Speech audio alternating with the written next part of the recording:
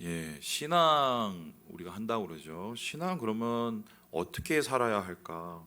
이 질문에 보통 대답을 어떻게 하시냐면 말씀대로 살면 그게 신앙으로 사는 거다라고 얘기를 합니다. 그렇다면은 그 말씀대로 산다고 그러는데 우리가 살아야 될 붙잡고 살아야 될 그 말씀은 도대체 무엇일까요?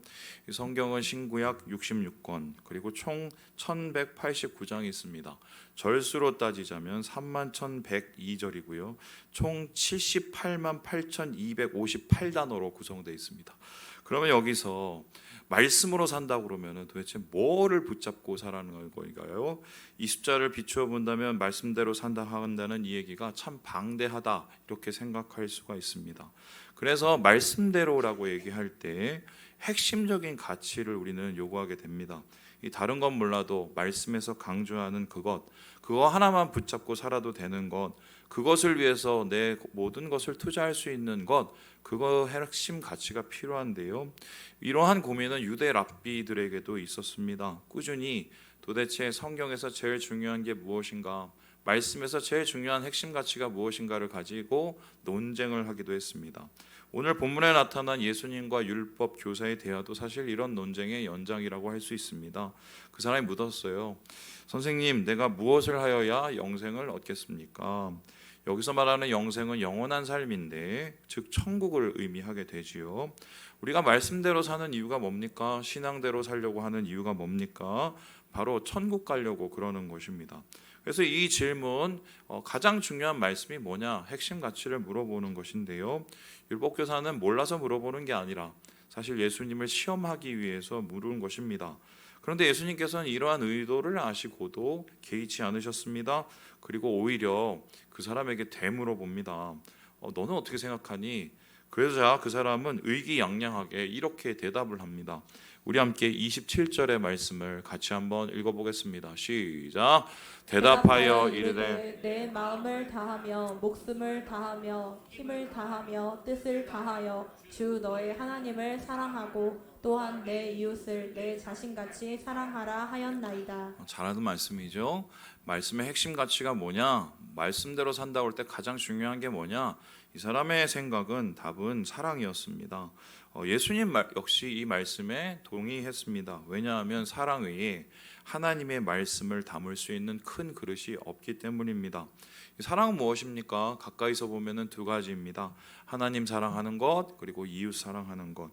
하나님 사랑은 오늘처럼 우리가 함께 모여서 예배드리고 섬기는 것을 의미하고, 이웃 사랑은 우리 주위에 있는 사람들, 형제 자매들을 위해서 돕고 구제하는 것을 말합니다. 하지만 이렇게 가까이서 보는 사랑, 멀리서 보면 결국 한 가지인데요.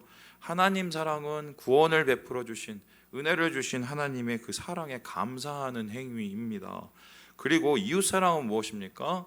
그렇게 우리가 하나님을 사랑한다고 하는 것을 실제로 실천하는 것입니다.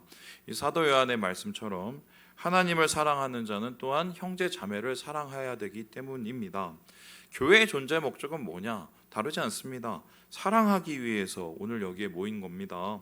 왜 예배드립니까? 왜 봉사합니까? 왜 돈과 힘을 쓰면서 이웃을 돌아봅니까? 사랑이 목적이기 때문입니다. 하나님 사랑해서 예배를 드립니다. 하나님이 사랑하시는 형제 자매를 우리가 위해서 봉사를 합니다. 하나님이 사랑하시는 그 세상을 향해서 우리는 섬김의 손길을 뻗칩니다. 교회는 그러라고 있는 곳입니다. 교회의 존재 목적은 다시 말해서 사랑입니다. 여기에 반대하시는 분은 아무도 없으실 겁니다. 이 말씀 너무나 많이 알고 잘 알고 계시는 것입니다. 그런데 이상합니다. 이렇게 잘 압니다. 이렇게 모두가 찬성을 합니다. 그런데 왜 교회는 항상 사랑 결핍 현상을 겪고 있는 것일까요? 제가 그동안 사역했던 교회에 사역했던 모든 시간들을 돌아보면, 야, 우리 교회는 사랑이 넘쳐. 우리 같은 교회는 없을 거야. 우리 이 사역은 정말 사랑이 넘쳐. 이렇게 말했던 시간은 정말 손에 꼽을 만큼 매우 드뭅니다.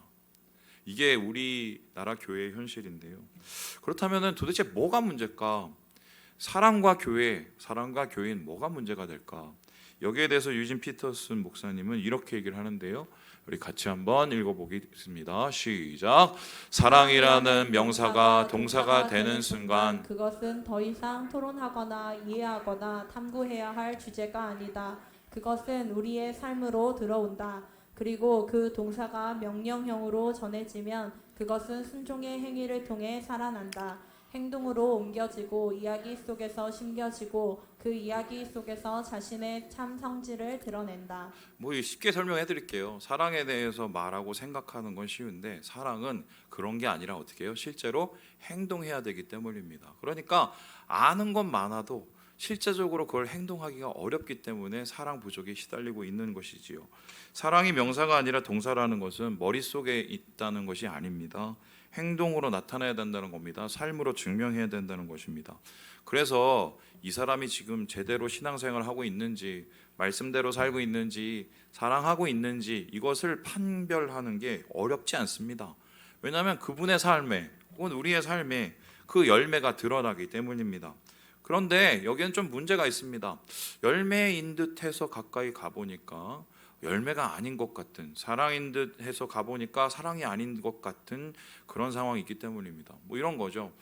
복숭아인 줄 알고 먹었는데 개복숭아하고, 벤 줄 알고 먹었는데 떫고 막 이런 건데, 사랑에도 어쩌면 이와 같은 사랑과 관계없는 것이 있다는 것입니다. 좀 비약해서 얘기하자면 사랑의 2단 이렇게 볼 수 있는데요. 끝이 다르니까. 끝이 다른 사랑, 사랑이 아닌 사랑, 이 생각보다 우리 주위에 많고요. 자주 우리를 속입니다. 예수님께서도 이 문제의 심각성을 알고 계셨던 것 같아요. 그래서 오늘 말씀을 통해서 진짜 사랑, 제대로 된 사랑이 무엇인지를 가르쳐 주시기 원하셨는데요. 그러면서 한 가지 이야기를 꺼내 주셨습니다. 우리가 잘 아는 비유 이야기인데 바로 선한 사마리아인의 비유입니다. 예수님께서 왜 이 이야기를 하셨을까? 이 선한 사마리아인의 이 비유를 통해서 우리가 사랑 감별사가 되기를 원하셨던 것이다.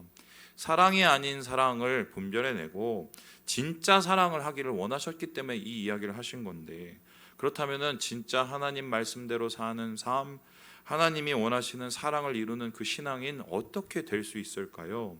여러분과 함께 오늘 그것을 찾아보려고 합니다.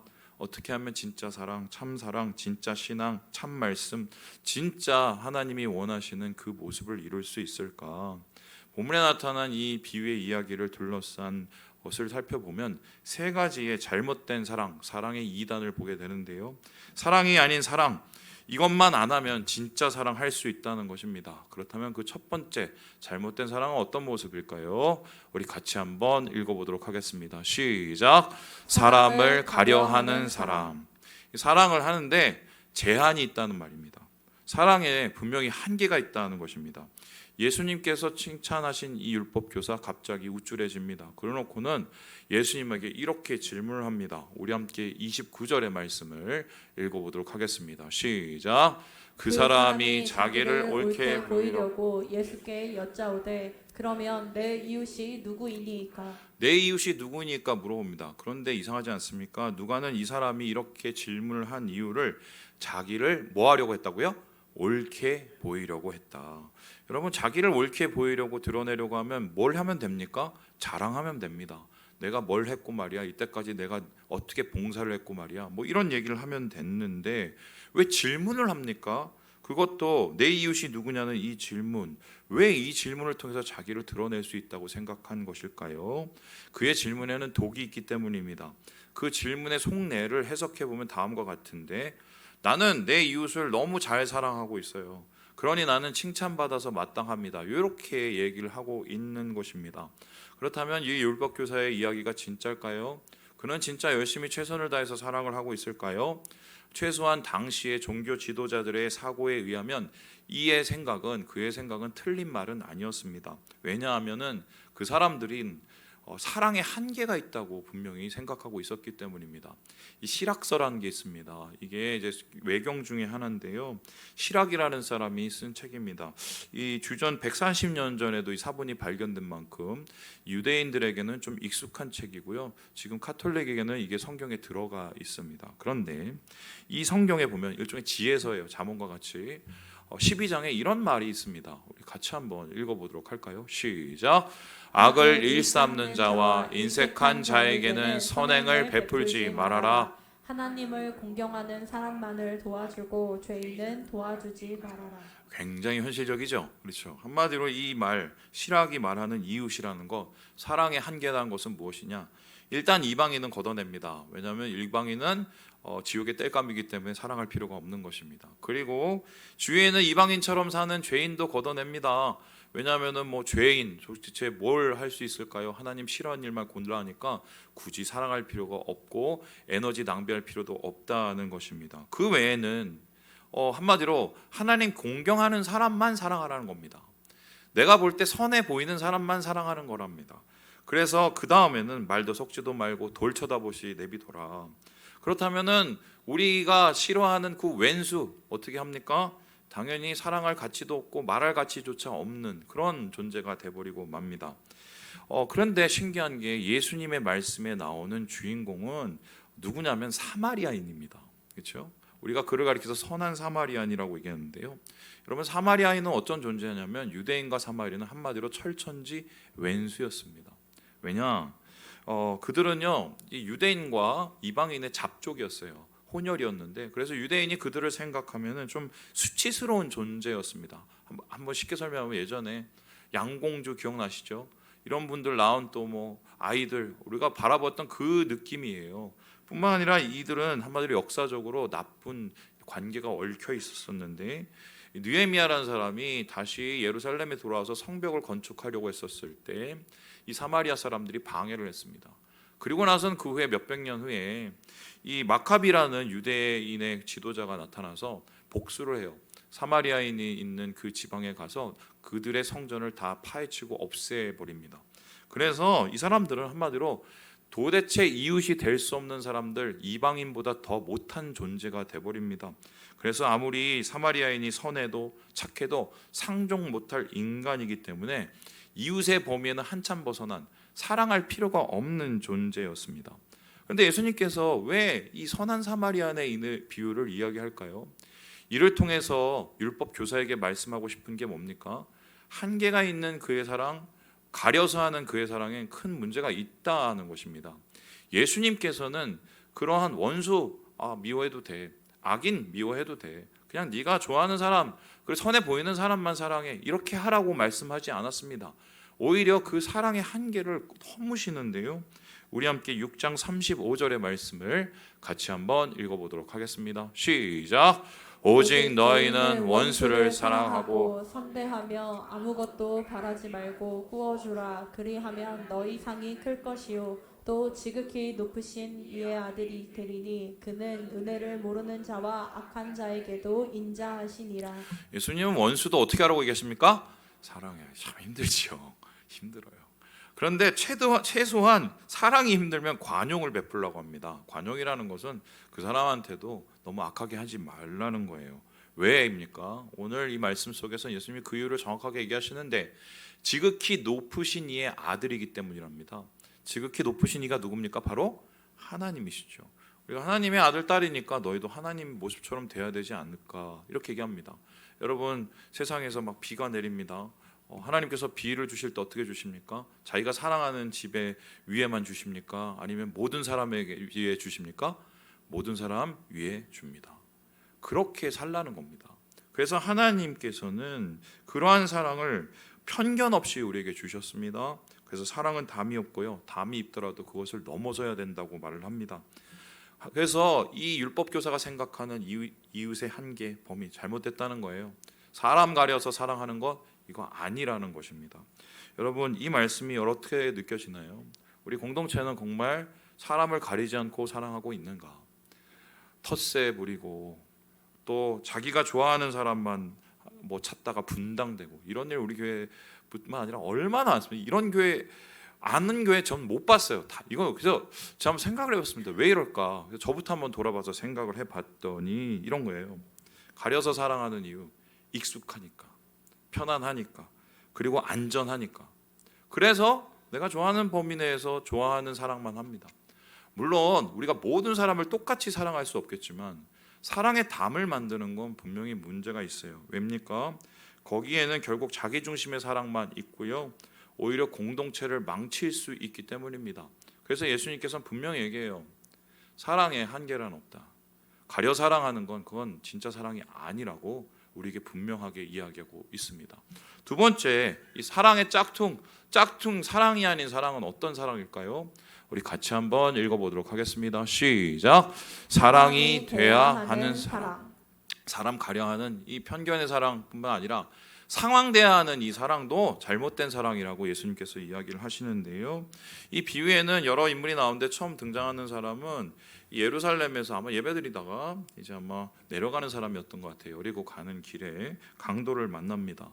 그러니까 거의 죽을 지경에 있었는데 그 주위에 이제 사람들이 한 명씩 지나가게 됩니다. 그런데 그 주위에 처음 지나간 사람, 두 번째 지나간 사람 어떤 사람이었느냐? 성경에서는 이렇게 기록을 하고 있는데 31절, 32절을 같이 한번 읽어보겠습니다. 시작. 마침 한 제사장이 그 길로 내려가다가 그 길을 보고 피하여 지나가고 또 이와 같이 한 레위인도 그곳에 이르러 그를 보고 피하여 지나가되. 제사장, 예배드린 사람이죠. 레위인, 예배 도운 사람이죠. 오늘날로 표현하자면 제사장, 목사라고 표현한다면 이 레위인은 부교육자 이렇게 생각하시면 편할 것 같습니다. 이 사람들 알 만큼 아는 사람들, 말씀 다 꿰고 있는 사람들, 하나님이 뭐 원하시는지 다 알고 있는 사람들이었습니다. 그런데 위기에 처한 사람들을 보고 어떻게 합니까? 그냥 도망쳐 버립니다. 왜 이런 행동을 했을까요? 여기에 대해서 여러 가지 추측이 있는데 이 첫 번째 이런 겁니다. 율법에 보면은 이제 죽은 시체를 만지지 말라고 해요. 자기도 더럽혀지기 때문에 아마 이 강도 만난 사람이 죽은 줄 알고 자기가 더럽혀질 거라고 생각을 하고 그렇게 이렇게 접촉하지 않은 게 아닌가 이렇게 생각을 하는 분도 있습니다. 그런데 사실 여기는 숨겨진 이야기가 하나 있습니다. 이 그림을 보면 이해하시는데요. 이게 바로 여리고로 내려가는 길입니다. 보시다시피 험난합니다. 어디에서 뭐가 튀어나와도 정말 괜찮은 그런 정말 험난한 길인데 이 길은요 노상 강도들이 매복했다가 방심한 여행객을 공격하기 딱 좋은 지역이었습니다. 그래서 이 구불구불한 길 별명이 있었는데 뭐죠? 피의 길이었습니다. 피를 봐야 가는 길, 이런 길이었어요. 그래서 이들이 도망한 이유는 아주 분명합니다. 왜 도망갔을까요? 강도당한 사람 보고 나도 저렇게 될 수 있겠다. 무서워서 두려워서 간 겁니다. 그래서 한마디로 상황이 안 되니까 도울 수가 없었던 것입니다. 아유 목사님 제가 돕고는 싶은데 상황이 안 돼요. 충분히 이해할 수 있는 대목이죠. 여러분 상황이 돼야 또 우리가 마음이 돼야 우리가 이렇게 누군가를 돕고 그렇게 할 수 있지요. 그런데 제가 한번 질문을 해보겠습니다. 그럼 언제 상황이 되나요? 언제 상황이 되나요? 저는 그런 생각이 듭니다. 옛날보다 훨씬 더 부자 되셨잖아요. 3, 40년보다. 아니에요? 예. 그때 냉장고 있는 집 몇 집이나 있었습니까? 네. TV. 예. 우리 유영애 원사님 TV 팔러 아주 판매왕이셨는데 몇 집이나 됐어요? 다 있습니다. 요즘에 집안에서 세 개를 다 봅니다. 그뿐입니까? 교회에 없는 게 뭐가 있습니까? 교회 와서 우리 교회는 아메리카노도 있지요. 다 있어요. 그런데 중요한 거는 옛날에 비해서 돌봄, 나눔 크게 나아졌습니까? 제가 볼 땐 교회는 항상 욕을 먹고 있습니다. 이 부분에 대해서. 다시 질문해요. 언제 상황이 되나요? 언제 상황이? 저는 그래서 그렇게 생각을 하는데 상황이 안 돼 그런 게 아니라 마음이 안 돼서 그런 게 아닌가. 오늘 이 사람들은 사실 도울 수도 있었어요. 그런데 그 두려움이 자기를 지배하고 또한 자기 중심의 판단이 너무 강했기 때문에 도망가 버리게 된 것이죠. 그래서 예수님께서는 이러한 상황이 돼서 하는 이러한 제한적인 사랑을 꼬집으시고요. 정반대의 얘기를 우리에게 전해주십니다. 우리 함께 갈라디아서 6장 9절의 말씀을 같이 한번 읽어보도록 하겠습니다. 시작. 우리가 선을 행하되 낙심하지 말지니 포기하지 아니하면 때가 이름에 거두리라. 여러분 예수님께서는 바울을 통해서 어떻게 하면 하나님의 뜻을 선을 그리고 이웃을 향한 섬김을 행해야 될까 이렇게 얘기합니다. 낙심하지 말라, 포기하지 말라 이렇게 얘기합니다. 이건 뭐예요? 상황이 안 돼도 때가 안 돼도 심지어 방해가 많아도 선을 행하는 것을 어떻게 합니까? 계속 하라고 얘기합니다. 그 선 중에 가장 큰 선은 바로 사랑입니다. 사랑은 상황이 돼서 하는 게 아닙니다. 사랑은 때가 없습니다. 때가 있든 없든 사랑은 해야 되는 우리의 삶의 방식이라는 거죠. 그래서요, 상황이 되어서 하는 사랑은 사랑이라고 할 수 없는 것입니다. 이런 사랑은 말만 하는 사랑이에요. 그래서 말만 사랑하지 사랑이 없는 사랑은 항상 얘기합니다. 아유, 다음에 상황 되면 결국 우리 죽을 때까지 못해요. 주님께서는 분명히 우리에게 말씀하시기를 이 비유를 통해서 진짜 사랑은 시간과 환경과 상황을 뛰어넘는 거라고 이야기하고 계시는 거예요. 그렇다면 마지막으로 예수님이 말씀하시는 사랑 아닌 이 짝퉁 사랑은 도대체 무엇일까? 우리 같이 한번 읽어보도록 하겠습니다. 시작. 일보다 나중인 사랑, 가려서 사랑합니다. 상황 보고 사랑합니다. 그리고 사람이 하는 이 사랑 중에 좀 이상한 사랑이 이를 더 중요시하는 사랑이에요. 근데 이게 좀 되게 좀 애매한 게요. 오늘 이 비유의 다음 이야기를 보면 이게 되게 분간하기가 어려워요. 왜냐하면요, 이 마르다 마르야의 비유를 보면 아는데요. 우리 함께 40절의 말씀을 같이 한번 읽어보도록 하겠습니다. 시작. 마르다는 준비하는 일이 많아 마음이 분주한지라 예수께 나아가 이르되 주여 내 동생이 나 혼자 일하게 두는 것을 생각하지 아니하시나이까 그를 명하사 나를 도와주라 하소서. 예수님이 이제 격없이 대하시는 가까운 사람들이 있었어요. 그 중에 한 명이 이제 나사로였습니다. 여러분 나사로 아시겠지만 예수님께서 죽은 그 나사로를 살릴 정도로 아주 친하고 가까운 사람이었어요. 막역하죠. 어느 날 갑자기 이제 예루살렘 올라가는 길에 나사로의 집안을 들립니다. 거기에는 이제 두 누이가 있었는데 마르다와 마리아였습니다. 아마 마리아가 동생이었던 것 같고요. 말도 없이 막 갑자기 찾아오시니까 어떻게 해요? 뭔가를 대접해야 되겠죠. 마르다가 아무래도 이 뭔가 자기가 가지고 있는 책임이 있으니까 나서서 어떻게 합니까? 열심히 예수님을 위해서 준비하고 예수님에서 음식을 가지고 만듭니다. 그런데 어떤 일이 있었느냐? 그 동생 마리아가 어떻게 합니까? 돕지를 않습니다. 그리고 뭐 합니까? 저기 예수님 앞에서 예수님만 쳐다보고 말씀만 듣고 앉았는 거예요. 갑자기 열불이 오르기 시작합니다. 아니 내가 이렇게 더운데 이렇게 예수님 돕고 있는데 넌 뭐 하고 있어? 이렇게 생각을 하기 시작을 합니다. 여러분 우리는 마리아를 이렇게 많이 겪어봤습니다. 저도 예전에 마르다의 입장에서 마리아를 많이 겪어봤는데 정말 꼴배기 싫어요. 정말 얄밉고요. 정말 얄궂습니다. 그런데 당연히 마르다가 이렇게 얘기를 하면은 예수님께서 야 마리아야 좀 가갖고 언니 좀 도와. 왜 그러냐? 네 언니 지금 고생하고 있어. 이렇게 얘기할 줄 알았어요. 근데 예수님의 말씀은 뭐냐면 오히려 마르다를 조용히 책망하십니다. 이상하죠? 예수님은 왜 이런 전혀 뜬금없는 이 반응을 하셨을까? 여기에는 숨은 이유가 하나 있었었는데 저기 보면 분주하다는 저 단어예요. 저 분주하다는 단어가 뭐냐면 다음에서 보시는 것처럼요. 페리스 파오입니다.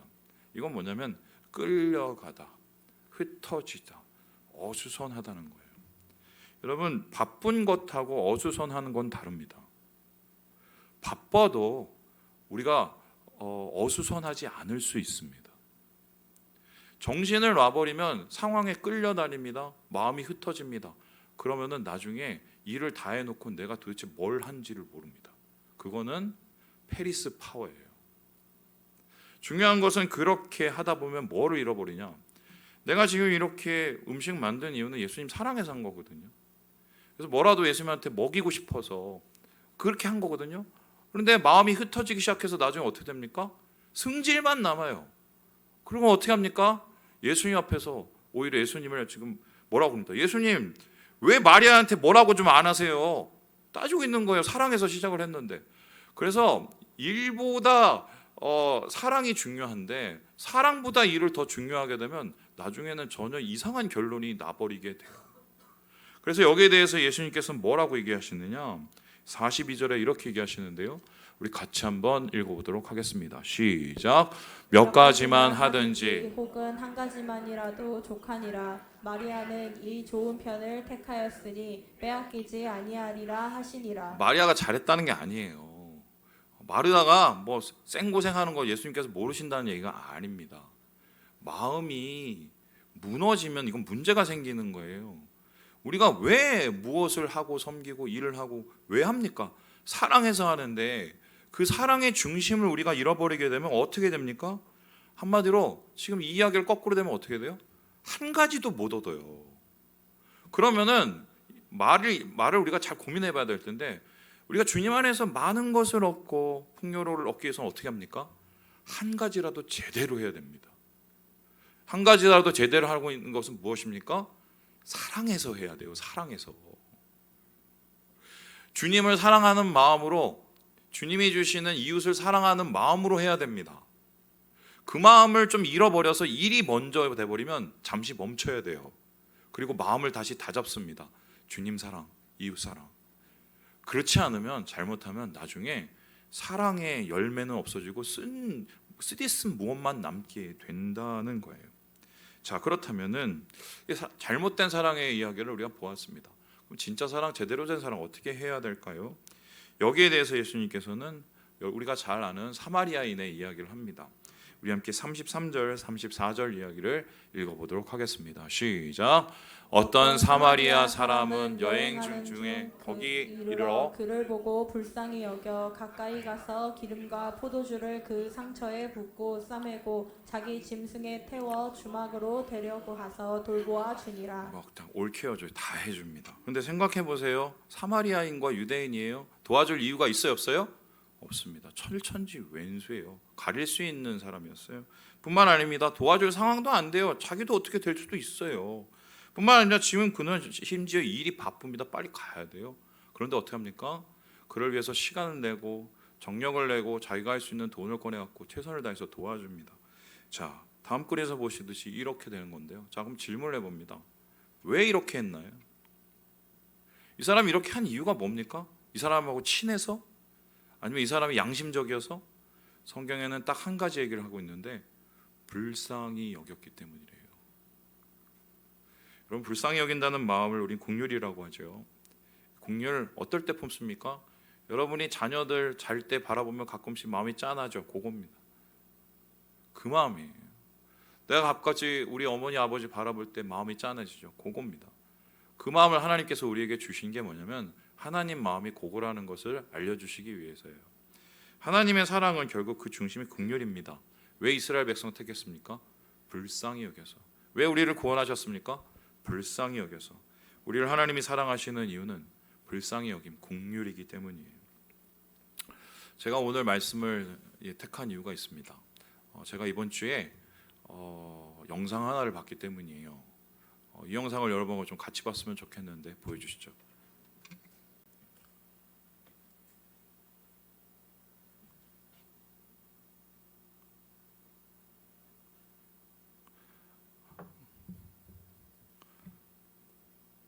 안 되나요? 물에 잠긴 마을 사이로 119 구조대 보트가 들어옵니다. 폭우가 대전 용촌동 정뱅이 마을을 집어삼킨 겁니다.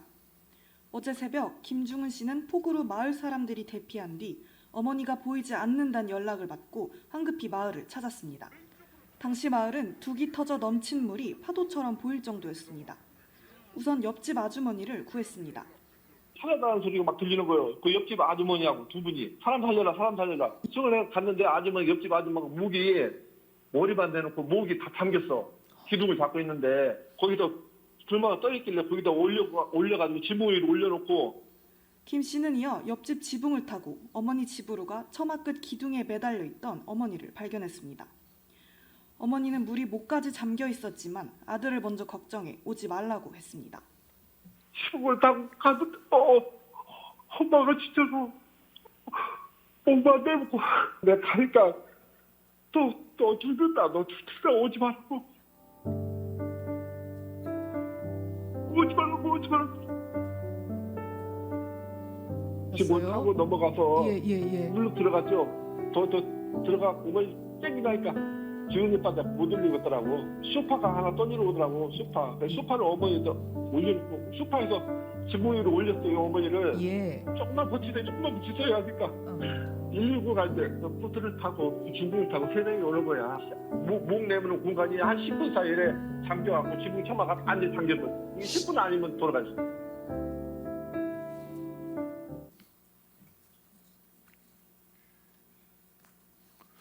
저는 이거 보고 좀 되게 막 마음이 울렸어요. 이분이 포크레인 기사신데요. 연락이 끊겨갖고 그 포크레인을 끌고 가셨는데 물이 다 잠긴 모습을 보고 어떻게든 들어가야 되겠다고 생각을 했는데 포크레인 뒤에 물통이 큰 게 한 가지가 있었대요. 그래서 그거를 그냥 붙잡고 헤엄쳐 갖고 들어가신 거예요. 가다 보니까 엄마 소리도 들리고 옆집 할머니 소리도 들리는데 할머니가 구해달라니까 먼저 할머니 구한 사이에 엄마가 그렇게 죽어가고 있었던 거예요. 죽기 살기로 하고 엄마를 붙잡고 10분 사이에. 전 엄마를 왜 구했을까요? 여러분 아시잖아요. 엄마니까. 엄마는 왜 자식 보고 가라고 그랬어요? 아들이니까. 근데 더 웃긴 게 왜 옆집 할머니부터 먼저 구했겠어요? 누가 가르쳐 줬나요? 마땅히 그런 거예요. 사람이니까. 하나님이 우리 마음속에 그런 긍휼의 마음을 주셨으니까. 흥미로운 것은 제가 이 이후에 기사를 봤는데 이 나중에 10분에 온 이 모터보트 있잖아요. 이 보트가 119게 아니더라고요. 이게 어떤 분 거냐면요. 모건대 경찰 행정학부 교수인 권선필 교수 보트였어요. 아니 무슨 개인이 보트를 갖고 있나 싶어 갖고 한참 찾아봤더니 이분이 해병대 출신인데 해병대 그 고무 보트인 게 있잖아요. 그걸 집에 갖고 계셨나 봐요. 그런데 이 지역이 자기는 좀 위쪽 지역이라서 물이 잠기는 걸 보고 어떻게든 도와야겠다고 생각을 해서 그 보트를 내다가 이 119에서 오는 걸 보고 같이 찾으러 가서 5명이나 구했어요. 그럴 이유가 있나요? 상황이 됐나요? 아니면은 가려서 이 사람 구하고 아니면 가려서 저 사람은 안 구했나요? 예수를 믿는지 안 믿는지도 잘 모르겠어요, 이분들. 그냥 사람이니까 그렇게 하는 거예요. 예수 믿는 우리는 주님 안에서 더 참 사람이기 때문에 이걸 하는 거예요. 그래서 저는 그랬으면 좋겠어요. 뭐 우리 교회가 목사님 뭐 어제 어떤 한 권사님 그러시더라고요. 목사님 이제 목회 성공한 거 아니냐고. 예. 제가 한마디 하려다 참았습니다. 제 목회의 성공은 뭐냐? 사람이 1000명이 되고 막 갑자기 제가 봉급이 1억이 되고 그게 목회 성공일까요? 여러분이 사랑으로 충만해지면 제가 그게 목회 성공입니다. 그래서 오늘 여러분과 함께 이 말씀으로 마치고 싶은데 고린도 교회에게 행한 말씀이에요. 우리 같이 한번 읽어보도록 하겠습니다. 시작. 너희 모든 일을 사랑으로 행하라. 돈도 많고 성령의 능력도 심지어 부흥도 가득했던 그 교회. 그런데 말도 많고 문제도 많고 싸움이 그치지 않았습니다. 왠가요? 한 가지 없었어요. 뭐죠? 말씀을 마칩니다. 여러분 뭘 하시더라도 사랑으로 하세요. 그게 말씀대로 사는 겁니다. 그게 주님이 가장 기뻐하시는 겁니다. 주님 안에서 그 은혜로 주님 기뻐하시는 오늘을 살아가시는 우리 모든 형제 자매들 되시길 주님의 이름으로 축원합니다.